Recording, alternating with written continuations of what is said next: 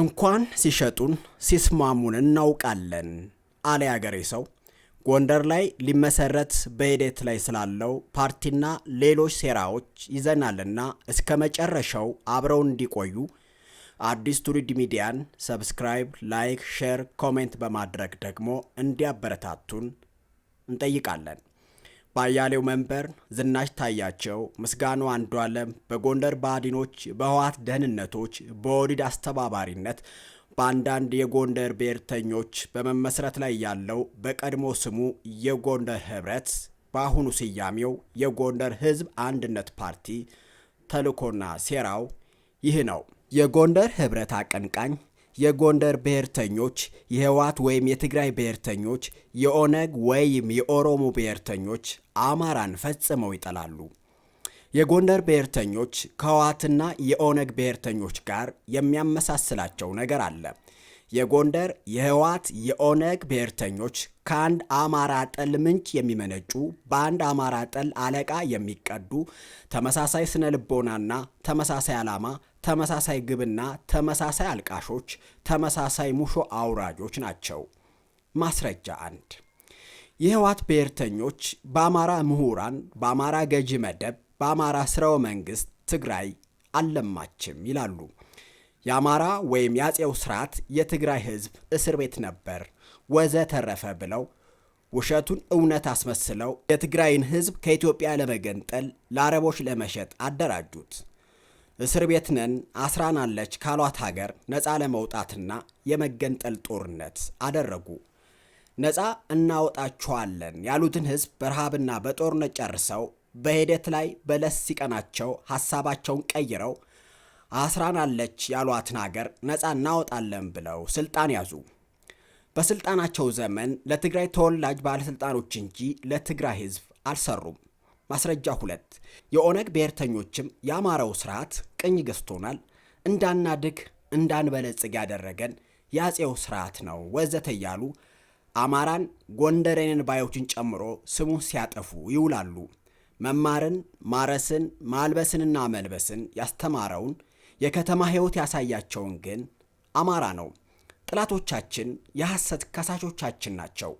በአጠቃላይ የህወሓት ብሔርተኞችና የኦነግ ብሔርተኞች አማራን ቅኝ ገዣቸው የውድቀታቸው ሁሉ ተጠያቂ አድርገው ያስቀምጣሉ። ወደ ዋናው ነጥብ ስንገባ የጎንደር ብሔርተኞችም ቃል በቃል የአማራ ብሔርተኝነት የጎንደር እስር ቤት ነው በማለት ለጎንደር አለመልማት ተጠያቂ የሚያደርጉት የአማራ ብሔርተኝነትን ነው። የአማራ ብሔርተኝነት መቼ እንደመጣ እንኳ ረስተውታል። የራሳቸውን ስንፍና ጎጠኝነትና ለ35 ዓመት የገዛቸውን የጎንደር ባዲን መናገር ግን አይፈልጉም። የጎንደር ህዝብ የኢትዮጵያ የታሪክ ምሰሶ፣ የስልጣኔ ምንጭ፣ የጀግንነት ተምሳሌት ቢሆንም እነዚህ ሶስት ማንነት በውስጣቸው ያለ ማለትም የቅማንት፣ የትግራይና የኦሮሞ ዘር ያለባቸው ነገር ግን በጎንደር ተወልደው ስላደጉ የጎንደር አማራ መስለው በመቅረብ ስልጣን በመያዝ የጎንደርን ህዝብ ተበቅለው ሲያበቁ ከባዲን ጋር አብረው እንደሚጠረጉ ሲገባቸው ሌላ ጌታ ተቀብለው እነሱም ተገዝተው ህዝቡንም ለማስገዛት የጎንደርን ገናናነትና ክብር ፈጽሞ ለማጥፋት የጎንደርን ማንነት ወደ ኦሮሞ ማንነት ለመቀየር ከሚጣጣሩ ሰዎች ጋር እየሰሩ ነው። ኢትዮጵያዊነት ካልሆነ በአማራነት መደራጀት ውርደት ነው ሲሉ የነበሩ አንዳንድ ጅላጅሎች ከአማራነትም ወርደው በጎንደሬነት ፓርቲ ለመመስረት እየተጋጋጡ ያሉ ኋላ ቀሮች ናቸው። የጎንደር ህዝብ አንድነት ፓርቲ አንዱ ተልዕኮው ጎንደርን ከአማራነትና ከአማራ ህዝብ ነጥሎ ብቻውን በማቆም ቢጭኑት አህያ ቢጋልቡት ፈረስ አድርገው ለብልጽግና መንግስት ለማስረከብ ክብሩን ለማዋረድ ነው። ይህ ፓርቲ በግልጽ የጎንደር አማራነትን ፈጽሞ እንደማይቀበል ከፓርቲው ስያሜ ላይ አሳይቶናል። በዚህ ፓርቲ 3 የፖለቲካ ግብ በውስጣቸው ያነግቡ ቡድኖች ገብተውበታል። የሶስቱም ቡድን ዓላማ ግን አንድ አይነት ነው። እሱም ጎንደርን ከአማራ ህዝብና ከአማራነት ስሜት መነጠልና ወደሚፈልጉት ዓላማቸው መጎተት ነው። ቡድን 1 በህወሓት ደህንነቶች የበላይነት የሚመራው የፖለቲካ ግቡ ወልቃይትንና ጎንደርን ወደ ትግራይ ማካለል ሲሆን ሂደቱ ግን ጎንደርን ከአማራነት ከአማራ ህዝብ ማፋታት፣ ጎንደርን ክልል ስትሆን ትለማለች የሚል በማር የተለወሰ ፖለቲካ በመስራትና በማማለል ጎንደርን ከአማራነትና ከአማራ ህዝብ ድጋፍ ካራቁ በኋላ ወልቃይትና ጎንደርን ለመውረር ሲመጡ ሌላው የአማራ ህዝብ ይበላችሁ ብሎ እንዲሳለቀባቸውና አጋዥ እንዲያጡ አድርጎ መውረስ የሚል ሂሳብ ተሰርቶ ነው። ቡድን 2 በዝናሽ ታያቸው የሚመራው የጎንደር ብሔርተኛ ሲሆን ይህ ቡድን የፖለቲካ ግቡ ጎንደርን ለሆሪድ ብልጽግና መሸጥ ሲሆን ይህንን የሚያደርጉበት ሂደት ግን ጎንደርን የተበደለ የተገለለ አድርገው ከአማራ ህዝብ መነጠልና የእነሱ ተላላኪ አድርጎ በማስቀመጥ አማራ ማዳከምና ማጥፋት ነው። ኦሮማይዝድ የሆነች ኢትዮጵያን ለመፍጠር ያላቸውን ህልምም ለማሳካት ነው። ቡድን 3 ደግሞ የፖለቲካ ግብ ኑሮ ሳይሆን የረሃብ ጠኔውን ለመሙላትና የጎንደርን ህዝብ ለመጋጥ ያሰፈሰፈ ችጋራም ቡድን ነው። ይህ በብዛት የሰሊጥ ነጋዴዎች የሚሳተፉበት የጎንደር ብሔርተኛ ቡድን ነው። አብዛኛው በተሰደደበት ሀገር ሰርቶ ለመኖር ሲከብደው የዘየደው መበልጸጊያ መላው ነው እና ይህ ፓርቲ በህወሓት በሽመልስ አብዲሳ በሰሊጥ ነጋዴዎች የተዋቀረና የረቀቀ ዓላማ ያለው ነው። ይህ ፓርቲ ጎንደርን ከአማራ ህዝብ ነጥሎ ደካማና የህዝብ ድጋፍ የሌለው በማድረግ ለመውረርና ለማንበርከክ ከዛም ወደሚፈልጉት አረንቋ ከቶ ለማሰቃየት የታለመ ነው።